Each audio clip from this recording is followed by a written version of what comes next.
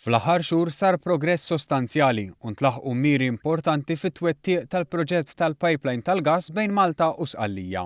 Il-project leader Aleksandra Meli spjegat ma' One News li matul is-sena d-dieħla se jibdew l-istudji ambjentali biex bekk ikunu jistgħu isiru l-istudji tekniċi kollha neċessarji tad-diżinn tal-infrastruttura. Ottubru li għadda ħraġna l-ewwel sieħa tal-offerti li nħarġet kienet biex nagħżlu konsulenti u esperti biex jassistuna fl-istudju kollha li jridu nagħmlu matul is-sentejn tliet snin li ġejjin, li bażikament jinkludu survey tal-qiegħ tal-baħar, l-istudji ambjentali kollha li jinkludu wkoll l-EIAs kemm ġo Malta kif ukoll ġewwa l-Italja, kif ukoll l-istudji tekniċi dettaljati. Dawn is-sejħiet se jkunu segwiti minn oħrajn biex pajjiżna ikun pass eqreb li jinbena dan il-pipeline. Il-ġranet li ġejjin ħanoħorġu t-tielet sejħa l-offerti li ħadd tkun tirrigwardja l-studji finanzjarji u ekonomiċi tal-proġett.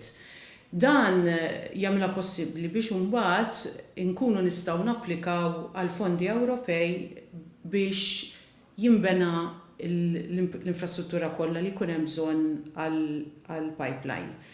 Dawn il-fażijiet kienu possibbli wara taħdidiet f'Palermo li waslu biex ġie ffirmat ftehim ta' kollaborazzjoni bejn il-Gvern Malti u r-Reġjun ta' Sqallija bilan li jiġi ffaċilitat il-proċess tal-permessi fl-Italja. Sar ukoll qbil ġenerali fuq ir-rotta tal-pipeline li ġiet identifikata mill-istudji li twettqu f'dawn l-aħħar xhur.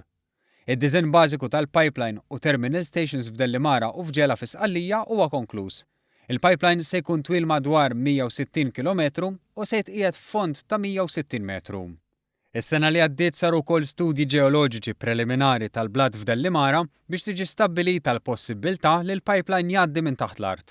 Informazzjoni u rapporti li waslu biex fis-sajf li għadda beda formalment il-proċess tal-permessi f'Malta u fl-Italja. Il-proġett ġie identifikat bħala wieħed ta' interess komuni mill-Unjoni Ewropea u għalhekk il-Gvern seta' japplika għal fondi Ewropej. L-istudji huma stmati li ammontaw għal 8 miljun euro. Studji li la darba jiġu konklużi se jwasslu għal fażi oħra.